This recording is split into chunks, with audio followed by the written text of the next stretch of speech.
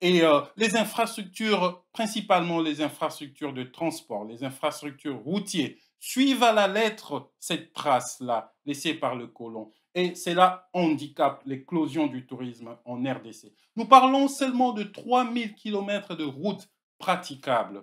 Et c'est un défi énorme à résoudre pour ce pays à l'échelle continentale.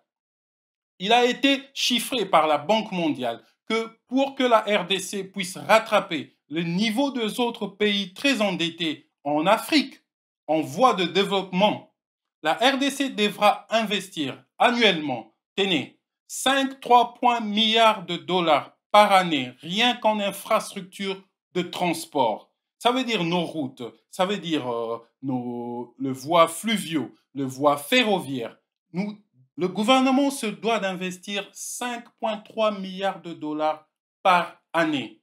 Et de ces 5,3 milliards de dollars, devinez, il faudra soustraire 1,1 milliard de dollars juste pour l'entretien du réseau existant.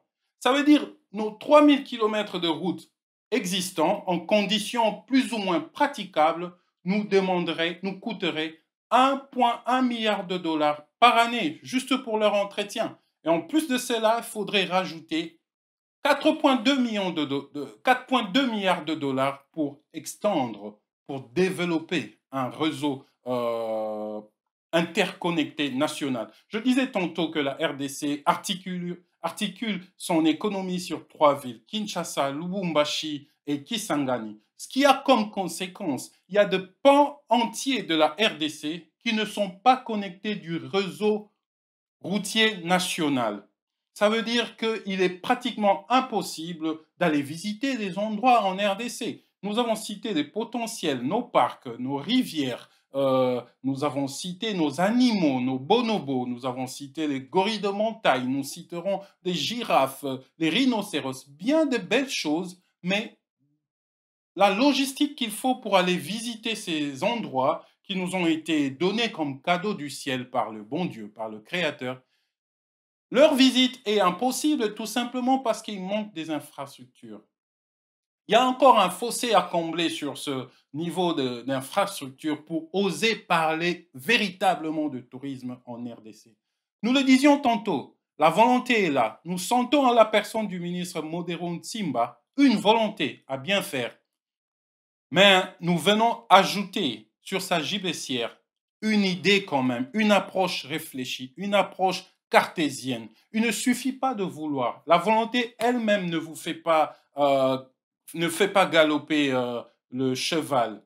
La volonté ne suffit pas. Il faudrait aussi savoir comment monter sur le cheval. Il faudrait avoir une idée de la destination. Nous voulons apporter ce côté-là technique, ce côté-là de planification pour oser parler de l'éclosion du tourisme en RDC. Nous aurons besoin de routes. Aussi, il faudrait savoir qu'il y a un autre facteur non négligeable qui empêche l'éclosion du tourisme en RDC. C'est tout simplement le fait que notre pays, malheureusement, jusqu'à présent, il est classé parmi les États fragiles au monde. Nous occupons la quatrième place des États fragiles au monde, juste après l'Afghanistan. Tenez bien. Quand vous suivez les informations, ne vous moquez pas trop des Afghans. Nous sommes leurs frères. C'est comme ça que les investisseurs, c'est comme ça que les touristes nous voient quand ils nous regardent. Nous occupons la quatrième place mondiale des États fragiles au monde.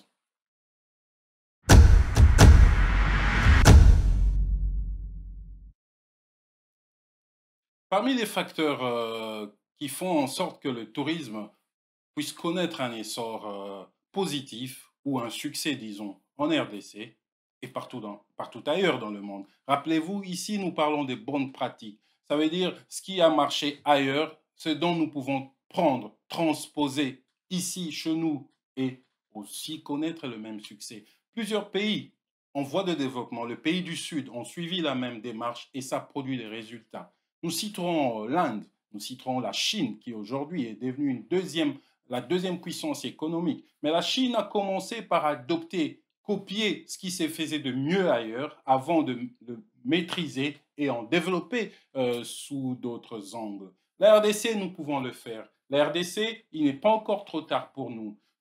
Nous parlions ici de ressources secondaires pour garantir le succès du tourisme. Nous avons cité bien de facteurs, mais il en est d'autres qui ne sont pas négligeables, comme par exemple l'accès à la téléphonie mobile de grande qualité, l'accès à Internet. Ce sont des choses qui font défaut chez nous. Aujourd'hui, le touriste, il est dans l'immédiateté. Quand il visite le chute de Lofoy, il veut tout de suite le mettre sur Instagram. Il veut parler en vidéo call, un appel vidéo avec sa famille qu'il a laissé à Massachusetts. Ce sont des choses qu'il faudrait voir, qu'il faudrait revoir. Et sans oublier un autre facteur. Le tourisme, c'est un tout. Le tourisme, ce n'est pas un secteur isolé de la vie nationale. Le tourisme est au cœur de la vie nationale, la vie sociale et économique du pays. Parce qu'il s'agit ici de s'ouvrir aux autres. Les autres viennent nous voir tels que nous sommes. Le tourisme aura du mal à évoluer en RDC tant que la RDC aura des difficultés à assurer une bonne politique énergétique pour ces autres industries connexes, parce que nous avions parlé des hôtels, nous avons parlé des routes, nous avons parlé des aéroports, mais comment rendre ces éléments effectifs sans la maîtrise de l'énergie? Tenez, la RDC a un potentiel de 100 000 mégawatts d'énergie hydroélectrique. De ce don de Dieu, de cette manne naturelle que nous pouvons soustraire de la puissance de notre majestueux fleuve Congo, jusque-là, la RDC n'est capable que d'en produire 2400 mégawatts. Nous parlons ici du parc hydroélectrique de la RDC, ce que Inga peut nous produire jusque-là, 2400 mégawatts d'électricité. Mais jusque-là, malheureusement, de ces 2400 mégawatts, seuls 1000 mégawatts sont disponibles. Et de ces 1000 mégawatts, tout celui qui a visité la RDC profonde connaît la ligne Inga-Chaba. C'est la ligne haute tension qui quitte le Congo central jusqu'au Katanga. C'est la deuxième plus grande ligne de haute tension au monde. Encore un record dont nous tenons, un record potentiel. Parce que de ce 1400 mégawatts que Inga produit actuellement, plus de la moitié est destinée à l'industrie de l'extraction minière au Katanga. Ça veut dire que notre ligne de haute tension traverse des régions entières sans allumer aucune lampe. Et c'est destiné à l'industrie extractive, c'est destiné à l'exportation vers la Zambie, par exemple. Notre électricité va jusqu'aux portes de la Zambie. Et nous ne voulons pas développer le tourisme en Zambie, voulons développer le tourisme en RDC. Il est temps que cette ligne à haute tension puisse allumer les lampes au-dessus des terres qu'elle sillonne. Ça veut dire le Kwilu, le Kasaï, le Kisangani. Nous parlons de villes. D'ailleurs, il y a eu une crise récente à propos du manque d'électricité à Kisangani. Nous en parlerons dans un autre élément. Donc, vous comprenez ici que la maîtrise de l'énergie est une des conditions sine qua non pour que nous puissions enfin parler effectivement du tourisme en RTC. Mais il y a aussi d'autres facteurs. Nous avons parlé des facteurs de ressources primaires et des ressources secondaires. Parlons maintenant des facteurs qui s'accrochent, qui peuvent aller autour de ces deux ressources pour en faire un mélange réussi. Nous avons des facteurs physiques qui comportent les éléments que nous avions cités dans les ressources primaires. Le climat, nous avons un bon climat, l'environnement naturel, l'écologie, mais nous avons aussi les facteurs humains, parce que le touriste a besoin de recevoir un accueil chaleureux. Pourquoi le tourisme ne connaît pas le plein essor actuellement en RDC? C'est une question légitime pour tout Congolais. Mais c'est aussi une question fondamentale pour celui qui veut être la personne qui définit la politique nationale touristique du pays. Nous nous adressons ici au ministre du Tourisme, M. Modero Tsimba, Pourquoi le tourisme ne marche pas en RDC? Nous pensons savoir quelques éléments, mais lui nous en dira davantage. D'ailleurs, nous lui donnons l'occasion de réagir à cet élément via le numéro qui défile en bas. C'est un numéro WhatsApp. Nous invitons le ministre à réagir, de nous envoyer sa réaction par message vocal que nous pourrons diffuser au prochain élément. Mais aussi vous qui êtes chez vous, ces numéros vous est destiné. Envoyez-nous de messages vocaux de maximum 1 minute 30. Présentez-vous, réagissez à cet élément et nous le diffuserons au prochain élément. C'est comme ça que nous ferons de l'université populaire une place d'échange. Nous voulons que ça soit interactif, que chaque Congolais y vienne pour réfléchir. Nous ne sommes pas ici que pour critiquer, nous sommes ici pour pointer du doigt là où ça ne marche pas et en proposer des solutions. Donc nous disions, nous pensons savoir pourquoi le tourisme ne marche pas en RDC. En premier lieu, il faudrait savoir que la RDC est classée parmi les États fragiles au monde. Nous avons parlé ici, tantôt nous le disions, nous sommes juste après l'Afghanistan, quatrième au monde. La RDC, c'est aussi un problème de sécurité. Le touriste ne vient pas risquer sa vie chez nous. Ailleurs, pendant que nous festoyons, pendant que nous sommes dans des cérémonies en costume bleu, cortège, gyrophare, pendant que nous sommes dans les concerts, pendant que nous sommes dans les réjouissements, eh bien, tenez, à l'extérieur de la RDC, on nous considère comme une zone à risque. Le facteur de sécurité compte encore pour beaucoup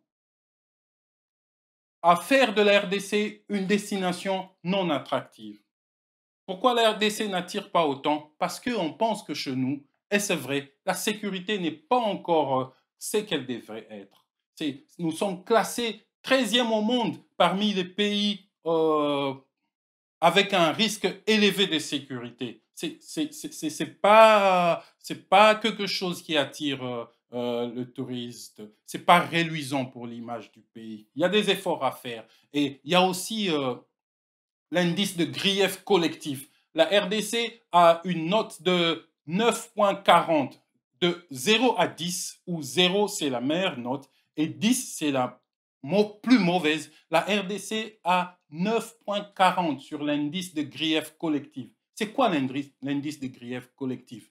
C'est quand le Mukongo n'aime pas les Mungala, c'est quand le Mushi n'aime pas les, comment on les appelle encore, les Bassongé, c'est quand, un bel exemple pour comprendre cela, allez à l'est de la RDC. On s'entretue, on se bat encore pour des raisons tribales. Et c'est bien malheureux. Ça classe notre pays à la 13e, à 13e place au monde pour l'indice de grief collectif. Nous avons bien d'autres indices. La liste est longue, mais rajoutons-en deux et puis on en arrête là. L'indice de service public. Nous avons parlé ici de ressources secondaires. Ces ressources secondaires demandent un investissement. Nous avons parlé d'un investissement de 5,3 milliards de dollars par année que l'État congolais devrait consentir pour créer un réseau national de transport. Ça demande un investissement. Eh bien, tenez, la RDC, sur une note de 0 à 10, où 0, c'est la plus mauvaise note, la moins bonne, la bonne note, et 10, la moins bonne note, la RDC pour l'indice de service public fait 9,80. Juste après le Tchad et la Somalie. Tenez bien. Tchad, Somalie, RDC, indice de service public. Qu'est-ce que l'indice de service public compte? Ce sont les routes, ce sont les aéroports, l'électricité, la fourniture en eau. Ce sont des éléments qui on calcule comment le pouvoir public investit pour rendre effectif, pour mettre à la disposition de la population ce qui fait matériellement qu'un État puisse être appelé État. Les routes, les aéroports, les hôpitaux, la fourniture en eau, en électricité. Et nous avons promis de nous arrêter à deux indices. Eh ben, le dernier, ça serait l'indice de droits de l'homme. et de l'état de droit. La RDC fait 9,20. Ça veut dire la 9e plus mauvaise élève au monde sur l'indice de l'état de droit et de droits de l'homme. Nous allons conclure là pour aujourd'hui. Merci beaucoup d'avoir suivi l'Université populaire. Nous avons parlé du tourisme. Nous avons proposé des pistes de solutions. Nous avons relevé le point sombre du tourisme en RDC. C'est à vous maintenant. Réagissez sur le numéro qui s'affiche. N'oubliez surtout pas de vous abonner sur notre chaîne Université populaire. Likez, partagez et à la prochaine. Merci, au revoir.